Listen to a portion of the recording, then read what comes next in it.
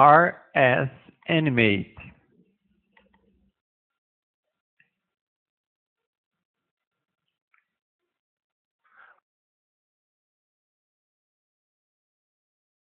A crise do capitalismo. Seria a hora de olhar além do capitalismo para uma nova ordem social que nos permitiria viver dentro de um sistema que poderia ser responsável, justo e humano? Tá bem, passamos por esta crise e existem todos os tipos de formatos explicativos e é interessante observar os diferentes gêneros. Um deles é que é tudo sobre a fragilidade humana. Quer dizer, Alan Greenspan se refugiou no fato de é a natureza humana. Ele disse, não se pode fazer nada a respeito, mas existe um mundo inteiro de explicações que dizem que o instinto predador é o instinto para dominar, os delírios dos investidores e a ganância e tudo mais. Então existe todo um leque de discussão sobre isso. E claro, quanto mais aprendemos sobre a rotina de Wall Street, passamos a entender que existe um pouco de verdade em tudo aquilo. O segundo gênero é o de que existem falhas institucionais, que os reguladores estavam dormindo no ponto. O sistema bancário obscuro inovou fora de sua jurisdição, etc, etc, etc. E então as instituições tiveram que ser reconfiguradas. E teve que ser um esforço global pelo G20 ou alguma coisa assim. Então olhamos para o nível das instituições e pensamos que ele falhou e que precisa ser reconfigurado. O terceiro gênero é, por assim dizer, todos estavam obcecados por uma falsa teoria. Eles leram muito Hayek e acreditavam na eficiência dos mercados. E está na hora de voltarmos a alguma coisa parecida com Keynes. Ou levamos muito a sério a teoria de Hermann Minsky a respeito da inerente instabilidade das atividades financeiras. O próximo gênero diz que tudo isso tem a ver com origens culturais. Nós não ouvimos muito disso nos Estados Unidos, mas se você estiver na Alemanha ou na França, muitos dirão que isso é uma doença anglo-saxã. E isso não tem nada a ver com a gente. E eu estava no Brasil quando isso estava acontecendo, e Lula estava dizendo, bem, ele primeiro dizia, graças a Deus que os Estados Unidos estão sendo disciplinados pelo equivalente ao FMI. Nós passamos por isso 8 vezes nos últimos 25 anos, e agora é a vez dele, fantástico, disse Lula. E todos os outros latino-americanos até que chegou neles, e chegou. E eles mudaram um pouco seu discurso. Então, de um jeito ou de outro, se tornou cultural. E você pode ver isso na maneira como essa questão grega está sendo conduzida, a maneira como a imprensa alemã está dizendo, bem, isso é tipicamente grego, é um defeito do caráter grego, e existem mais um monte de sujeiras acontecendo nesse momento, mas na verdade existem vários fatores culturais que levam a isso. Por exemplo, esse fascínio dos Estados Unidos com a posse de lares, que supostamente é um valor cultural intrínseco. Então, 68% das famílias americanas são proprietárias de casas, na Suíça são apenas 22%. É claro que isso é um valor cultural americano, que encontra apoio na dedução de juros das hipotecas nos juros de imposto de renda, que é um grande subsídio. Desde os anos 30 que se promove de forma bem explícita nos anos 30. Foi construído porque a teoria era de que pessoas com o compromisso da dívida de suas casas não entrariam em greve. E existe essa noção de que é uma falha política, em que a política, na verdade, intercedeu. E existe um tipo engraçado de aliança emergindo entre a ala Glenn Beck, da Fox News, e do Banco Mundial. Os dois que dizem que o problema é excesso de regulamentação do tipo errado.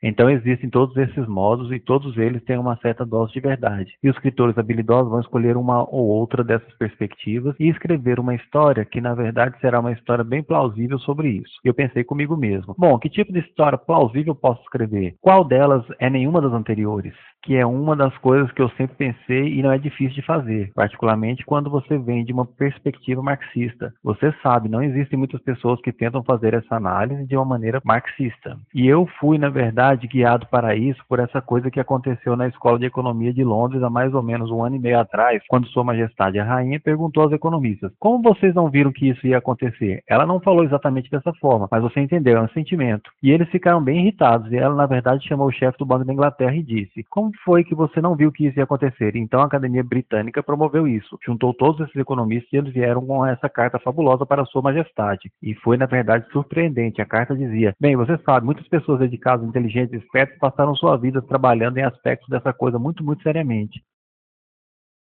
Mas uma coisa que a gente esqueceu foi o risco sistêmico.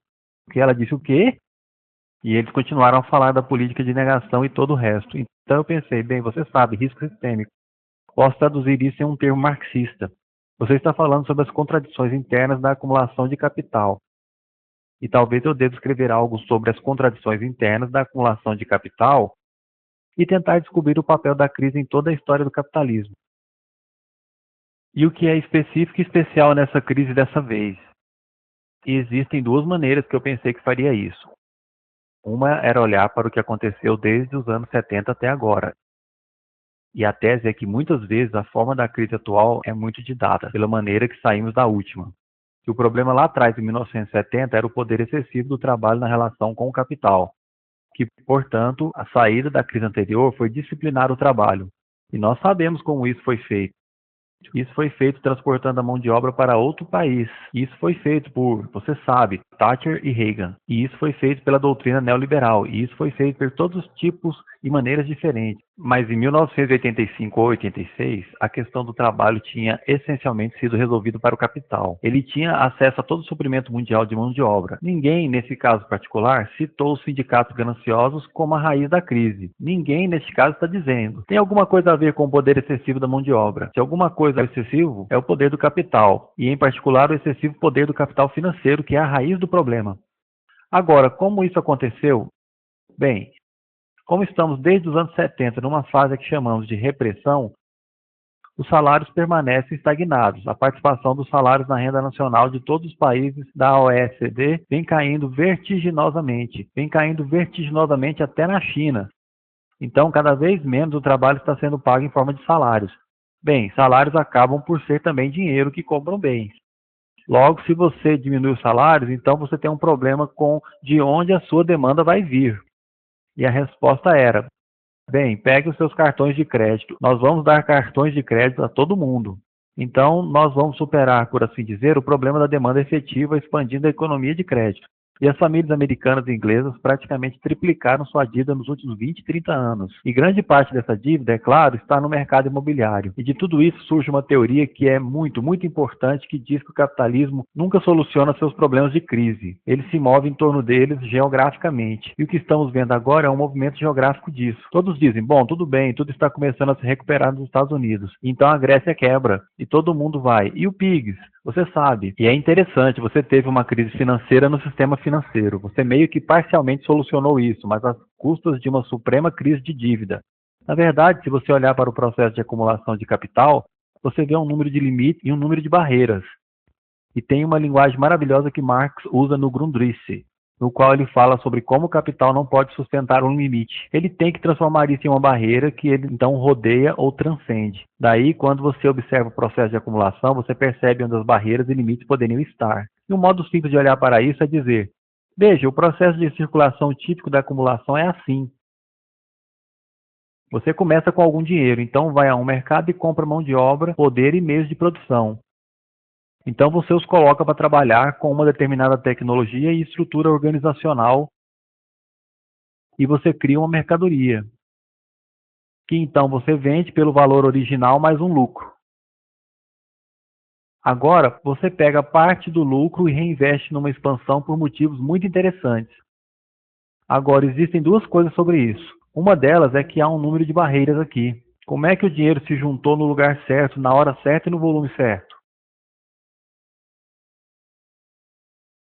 Isso leva à engenhosidade financeira. Assim, toda a história do capitalismo tem sido a respeito de inovação financeira. E inovação financeira tem o efeito de também de aumentar o poder dos financiadores. E o poder excessivo dos financiadores, às vezes, eles ficam gananciosos, sem dúvidas. E se você observar os lucros financeiros nos Estados Unidos, eles estão em alta depois de 1990. Eles estão subindo assim. Lucros na indústria estão caindo assim. E você vê o desequilíbrio nesse país. Eu acho que a maneira como esse país ficou do lado da cidade de Londres contra a indústria inglesa desde os anos 50 para frente, teve sérias implicações para a economia desse país. Você, na verdade, ferrou a indústria para manter os financiadores felizes. Qualquer pessoa sensata hoje se juntaria a uma organização anticapitalismo. E você tem mesmo que se juntar. Porque, caso contrário, nós teremos uma continuação. E perceba que é uma continuação de todos os tipos de aspectos negativos. Por exemplo, a acumulação da riqueza. Você poderia ter pensado que a crise pararia isso. Na verdade, no ano passado, surgiram mais bilionários na Índia do que nunca. Eles dobraram no ano passado. A fortuna dos ricos desse país aumentou. Só no ano passado, o que aconteceu foi que os principais proprietários de fundos de hedge tiveram remunerações pessoais de 3 bilhões cada, em um ano. E eu achei isso insano e obsceno há alguns anos atrás, quando eles ganharam 250 milhões. Mas agora eles estão faturando na faixa de 3 bilhões. Esse não é o mundo que eu quero viver. E se você quiser viver nesse mundo, fique à vontade. Eu não nos vejo debatendo e discutindo isso. Eu não tenho as soluções. Eu acho que eu sei qual é a natureza do problema. E a menos que estejamos preparados para ter uma discussão bem ampla, isso foge de você, se você sabe. Aquele tipo comum de discurso que temos em uma campanha política. E você sabe, tudo vai ficar bem ano que vem se você votar em mim. Bem, isso é besteira. Você deveria saber que isso é besteira e dizer que é. E para mim, nós temos um dever, aqueles de nós que são acadêmicos e seriamente envolvidos com o mundo, para realmente mudar nosso modo de pensar.